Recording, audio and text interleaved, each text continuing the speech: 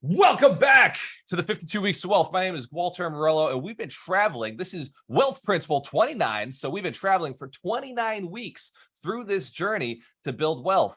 Before I go any further, I got to hit the record button on TikTok and on Instagram. Let's give Doreen a big round of applause for reminding me that there are other social platforms out there. So Wealth Principle 29 is 100% ownership. And the book of the week is Take Extreme Ownership. The idea behind this is that your results are directly related to the things you've done, to the time you've put in, and the dedication that you've put into creating something for yourself. So we're going to have an exercise like we do every single week, because building wealth is all about doubling your net worth and doubling your income. Hands to camera if that's something you're interested in doing. You want to double your net worth, double your income? Excellent. Hands to camera if you want to do it with less work. Now, even though the principle is take extreme ownership, take all responsibility for everything in your life, it will actually create less work for you. Because right now, the things that you're saying, well, that's somebody else's fault, are no longer in your control. And so you have no control over it. And so things happen randomly. When you say, this is my fault, I make the choice, you're out of my business, you're in my business, get it done the way I want it done, suddenly things happen faster, more efficiently, more money's flowing, customers are happier, a system is being followed, and results are being achieved. Hands to the camera if you can imagine, if you could conceive that this would work in your world. If there are changes to be made, and we're going to go through a process today for changes that could be made. Do I have permission to show a little bit of these results? 7 steps to taking extreme ownership. Awesome. Excellent. So I'm going to put these up on the screen for everybody who's on TikTok and Instagram. I apologize. I'll say them to you. What is one thing you would like full control over? And you drop it in the chat on TikTok, you drop it in the chat on Snapchat. What is the one thing you want full control over in your life? Is it your money? Is it your health? Is it your wealth? Is it your relationships? Is it your household? Drop it in the chat. What would you like full control over? Fill up the chat with things that are important to you. 1 or 2 things you want full ownership, full extreme control. It may be your happiness. It may be your mood, your state, your energy. It could be the people that you spend time around. By the way, you can't control the people. All you can do is control yourself. But put it down there if you want to write. I see, nobody's said that yet. So time, control your time. Yes, another great one. So drop in the chat, what is something you want full control over? Something you would like to have full control over so that you never have to be at the mercy of somebody else again on this arena. And I see a lot of really good solutions here. I see a lot of things that people do want control over here, which is finances, living situation, my income and health. Health again, time, use of time, food intake, health, wealth, passive income, financial freedom, health, time. Absolutely. So all of these relationships, there we go. Somebody wants control of relationships. I agree. Funding, people putting money into your account. Absolutely. If any of these are a concern, let's dive into this next session with a commitment to solving the most important one for you. Here are the 7 steps to taking extreme ownership in your life. The first step is your attitude sets the tone.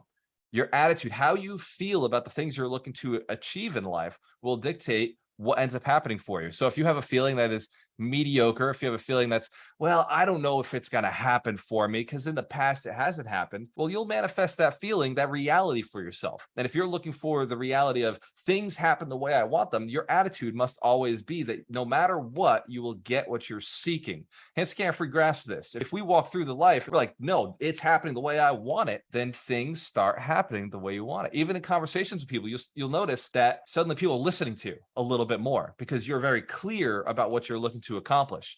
It's the attitude that sets the tone for everything else in your life. So the next one, step number 2, is check your ego. Now, Dr. Terry Wager talks a lot about ego because he deals with emotions and people's success and achievement. And one of the things he'll say about ego is that you can't kill the ego. You kind of need the ego. It's kind of got to be there. But ego, it stands for, Terry says, eliminating great opportunities. So eliminating your ego sounds like work, but you don't want to eliminate your ego entirely. You just want to put it into place. You don't want to eliminate good opportunities. You want to diminish where the ego stands up in the wrong place and strengthen where it stands up in the right place. I found that a lot of people have weak egos and then others have strong egos at the wrong times. So the best time to have your ego is when you're planning. The best time ever is when you're by yourself. when you're alone, when you're planning the thing that you want to do. The worst time to have your ego is when you're in front of somebody else. When you're in front of somebody else, you're supposed to be listening to them. You're supposed to be building a relationship with them. You're supposed to be guiding them or serving them at some level. But people make the mistake of having their ego in place when they're in front of people. And then when they're not in front of people, they're like, whatever people want is fine with me. I'm fine with whatever. Ego sets goals. Ego sets your standards, where you belong in life, where you want to be. But it also is just your subconscious mind. It is a representation of what you've already built for yourself. The ego is simply something that you've built over time, and now it's just running on autopilot. Like, you can reprogram it to do things a little differently. Hands to camera if you've ever changed something in your programming. You've ever decided, when I see this person, I will smile. Has anybody ever taken the commitment to smile to every person they see in a day? Ever taken that challenge on? It's a powerful challenge. It's now, for me, it's programmed into my ego. Every time I see somebody, I smile automatically because I just made a commitment to do that. That's a powerful resource, but it may be running a program that's not valuable to you. So check it. Don't eliminate it. Just check on it. Put it in its place. Make sure it's doing the things that you do. Hands to camera if you commit to be a little more aware of what we're subconsciously doing things. Our ego is doing. Awesome. Cover and move. This is a reference from the SEALs, from the book we're going to talk about in a little bit. Cover and move means you're taking action to support other people and then moving on to the next project. So you've heard me say it before: learn it, do it, teach it, learn it, do it, delegate it, learn it, do it, automate it. Make sure you have an understanding of what you're doing, and then get somebody else or a system in place. Like, we use Alchemist Connect for a lot of systems to replace ourselves. And we use our virtual assistants, we use our team members, we use our partners as systems in place so that we can cover them and move on to the next project. Get them to cover you, move on to the next. Hands to camera for grasping. It does take implementing other things, other people to replace yourself. But do not just run out there without coverage. Too many people come to me saying, I want to quit my job. I'm ready to quit. Well, whoa, where's the other stream of income?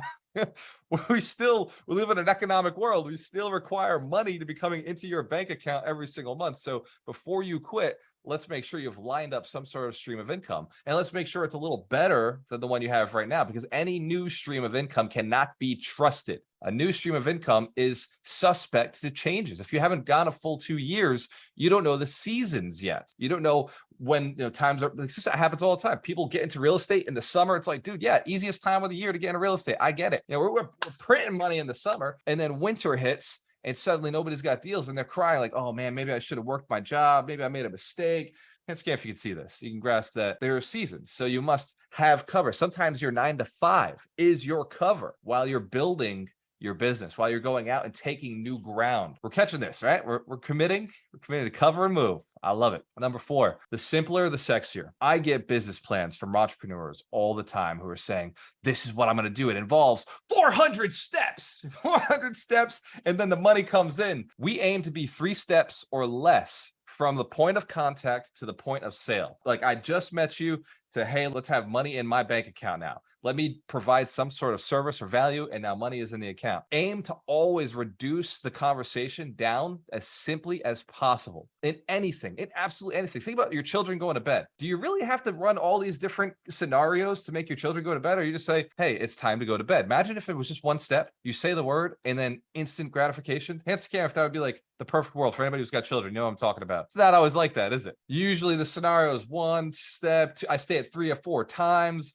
and then I've got to trick them with some sort of thing that they're going to get tomorrow. What if you just said, hey, if you go to bed now, I'm going to give you something tomorrow, and it's going to be fantastic. Hence, if you recognize you cut out a whole bunch of steps. If you know the thing, you can eliminate. So the simpler the plan, the faster you're able to get to the result you're looking for, the sexier. The straight line is usually the best line. In business, we say this, but people ignore it. I see people's business plans. It's like ding, ding, ding, ding, ding, ding, ding. Well, I'm going to do this. I'm going to do that. Then I'm going to do that. Just go literally believe it's possible, because that's why your business plan is so complicated. You think it's got to be complex. Nothing in business is complex until it's a monster business. Yes, less friction. Alan said exactly in the chat. Love it. Step 2, create and write down the plan. You must have a plan. It's going to be a clear plan. The simpler the plan, the better. And then 3, go out and tell everybody your plan. The money will show up, the deals will show up, the properties will show up, and the people who will do the work are going to show up. You must have a simple plan. This is why at the 100 Millionaire Summit this year, you'll only be seeing a one-page business plan. The business plan is one page because it's got to be simple enough to accomplish. Chance Cam, if you like that idea, one page. We're going to be doing it with you for 3 days. We're going to build your business plan. We're going to put it all on one page so that you can actually implement it. And this is not like a little average business plan. This is the $1 million business plan, right? Because I'm on a mission to build 100 millionaires who are inspired to build 100 millionaires. Chance Cam, if you know that mission's going down, regardless of whether you approve or not, I'm building millionaires anyway. Let's get it. Chance Cam, if you're down to do it with me, you want to be one of those millionaires who's building millionaires. I appreciate and love you guys. Thank you so much for your commitment. So the next one, beyond simple and sexy, is set strict priorities and be ruthless in your execution. We're talking ruthlessly executing. If something gets in the way of your plan, it either dies or moves. That's intense. That's an intensity that you must approach everything that you're doing. It either dies or it moves for you, because you're not going around. You may have to go around, you may have to create a scenario, but until it's you get right there and you can't kill it, that's when you decide to go around. Hand cameras, that if that makes sense. It's absolute insanity. Things will move out of the way. Mountainous problems will move out of the way for you. Just like Moses, when he was crossing the Red Sea, he said, you know what? I'm gonna count on God on this one. And boom, the sea splits.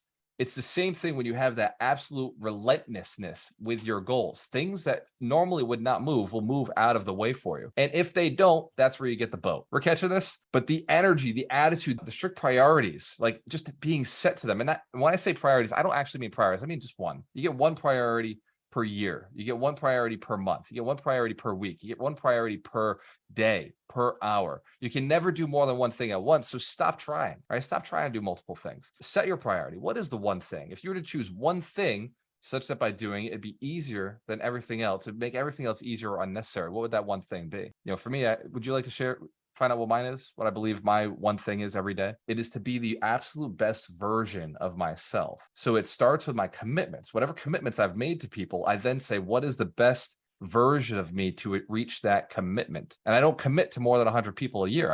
I make a very limited amount of commitments, but I will commit other people to 100 people a year. Hands care if that makes sense. In order to scale out, I'll make sure that I have people who are committed to people who are committed to people who are committed to people. This way we can serve on a very large scale, but I can only handle a handful of commitments. So my job, my responsibility is to show up as my very best whenever I'm communicating with somebody. And I know that when I do that, everything else works out. And I've set that as a priority, and I'm ruthless in the execution. Hands care if you see it right now. You can see I show up every Saturday. Here we go. Let's get it. The next one, be decisive and steady, regardless of the scenario. If there's a bull charging towards you, the secret is not to run in the direction the bull is going as well. It is to be steady, see where the bull is coming, and in the very last moment, move out of its way. But if you waver, the bull will figure it out, and it's going to impale you, which is what bulls do in those rings. Hands care if you've seen this before on TV, right? The guy is not moving, he's not dancing, he's just like, okay, little flag, come get it. And the last minute he makes his move. It's the same way in life. When you're patient,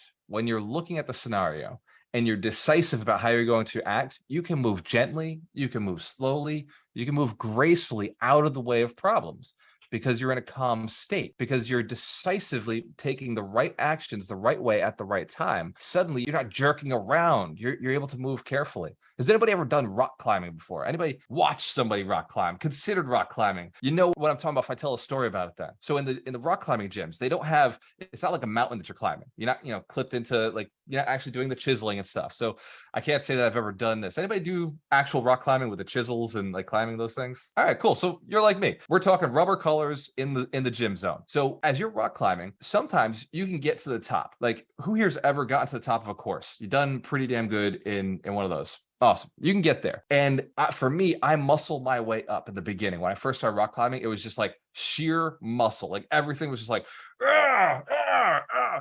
But then I started rock climbing with my buddies, and they were calculating. They're sitting there while I'm messing up. Or I'm thinking about, okay, I'm pumping myself up. They're not pumping themselves up. They're watching and they're measuring weight of their body, where they're going to move, because they have experience. And so when they get on the wall, it's just hand goes here, hand goes there, and you see them swing. They move, use momentum, they're using their legs. Everything moves all together in one decisive action because they know how to move their bodies. They know how to get there. And at the end, they're not panting, they're not heavy breathing because they just did something that it was effortless. They went up the same path that I went up. But at the end, I'm sweating, like dripping, right? Every inch of my body is like, every muscle is being used to try to get to that next spot. We're the same weight, we're the same height, we're the same muscular build, but like intelligence wise, they know how to move their body better. Hence the camera, if you know that there are scenarios like that in life that you've gotten really good at.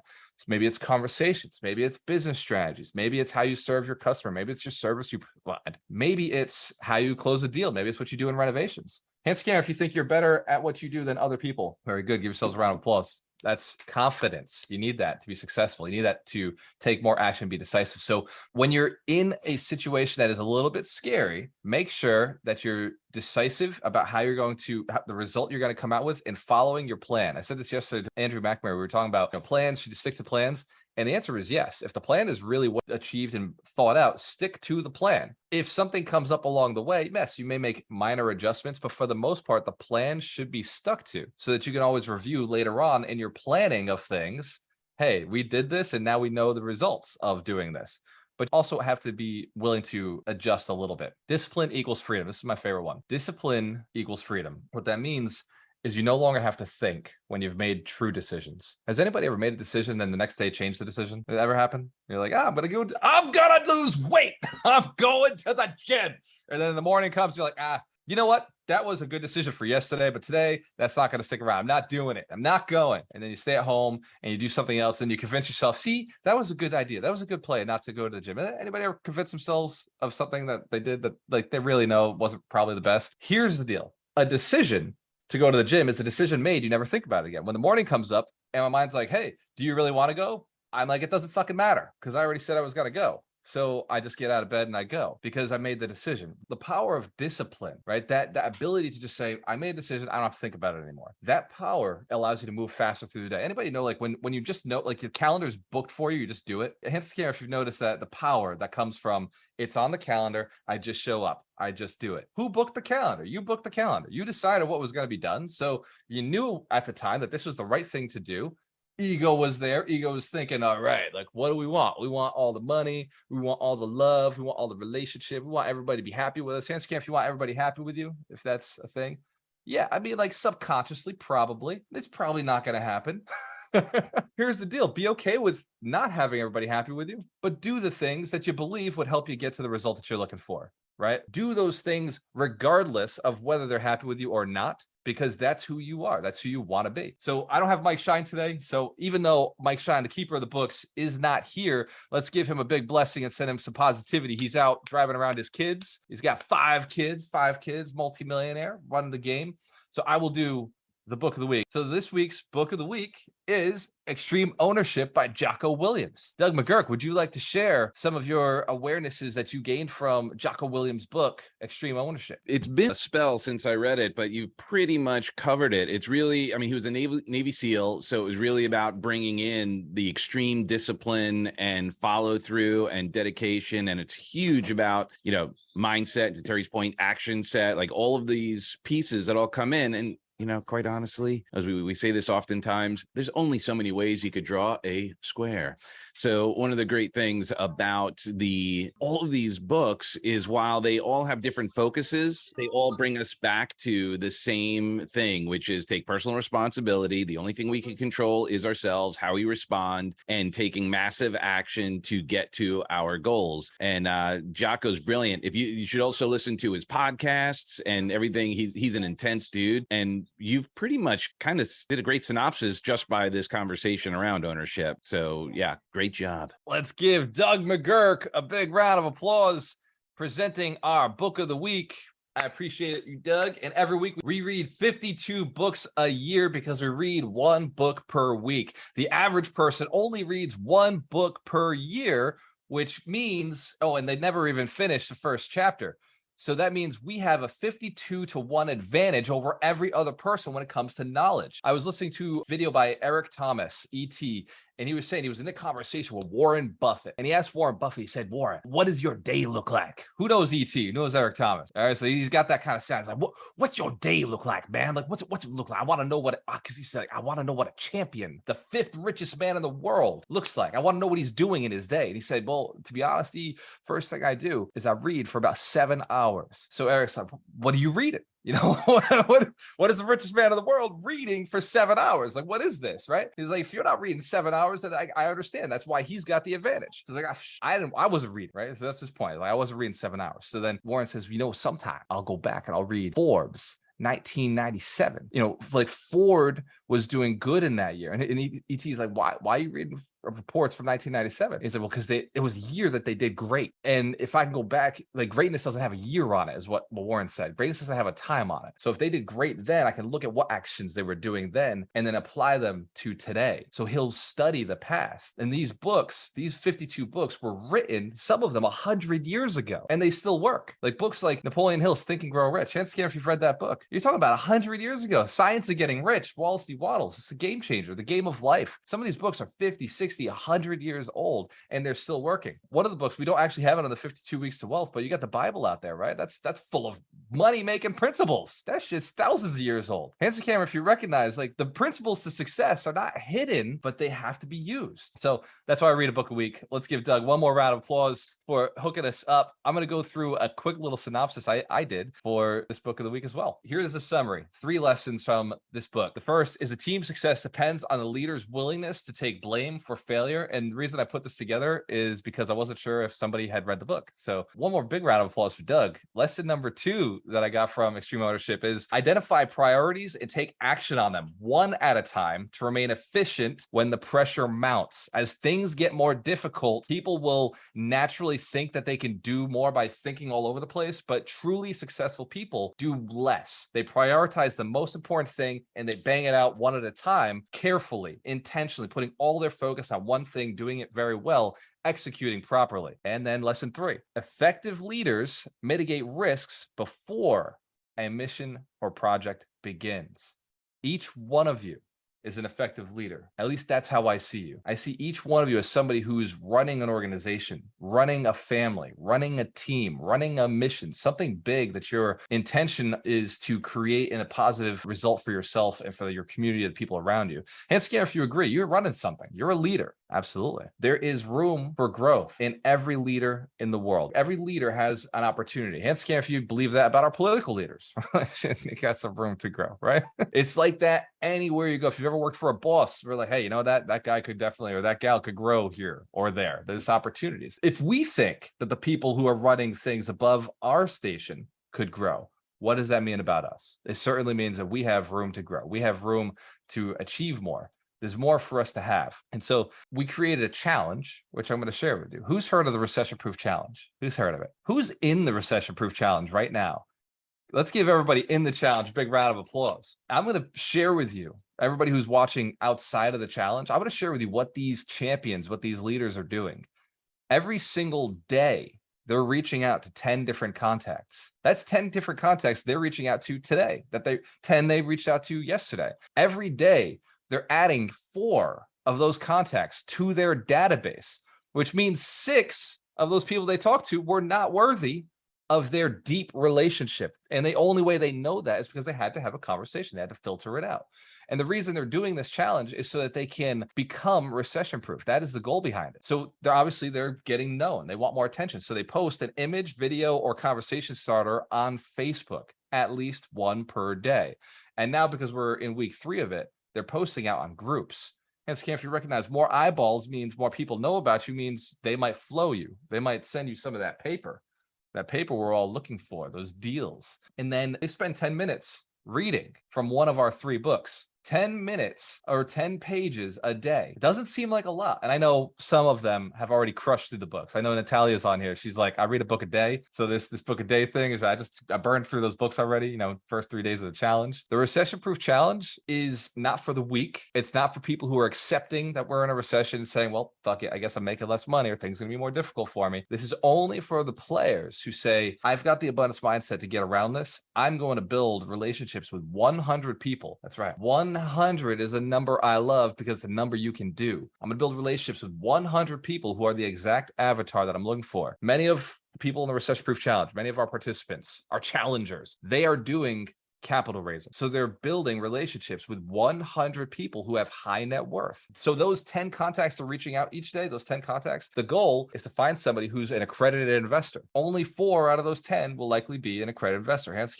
you're starting to see the math of why we do what we do. Absolutely. Some may be on their way, some may be close, but at least 2 for sure will be an accredited investor. Reach out to 10 people, that's 20% of the people you're reaching out to. They're targeting their people. They're not just reaching out to random people. They're not going to Walmart and be like, hey, you 10 people, how are you? This is not Walmart door greeter stuff. This is literally they're targeting the group they're going to hang out with. Then when they get to the group, they're targeting and saying, who's got my money? We're getting this. It's making sense. So it's a very intentional challenge. And if you haven't already joined the challenge, if you're not already in it, we're starting again fresh September 1st. For everybody who's in the challenge, my strong suggestion, if you haven't executed on every step of all 30 missions, join it again, because your execution the second time will be better.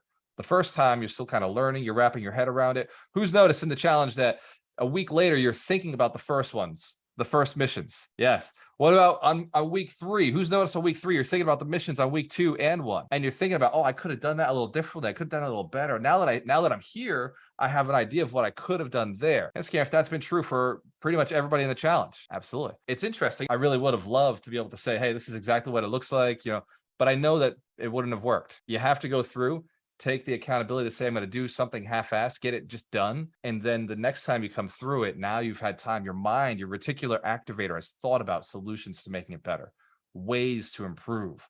Once it exists in your world, because once you've taken action on something, once you've done something in the physical world, your mind starts thinking about how you could have done better. Does that make sense? We've seen that before, haven't we? We've seen it everywhere in our life. Until we've done something, even halfway, until we've done something, we don't know what we would have done differently. When it's just ideas and theories, I could post the 30 missions. I could easily post the 30 missions and say, hey, this is what the challenge looks like.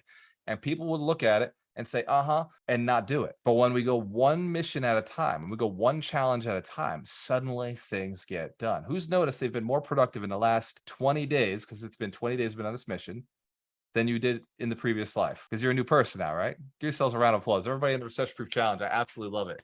I love seeing the success. I love seeing the questions.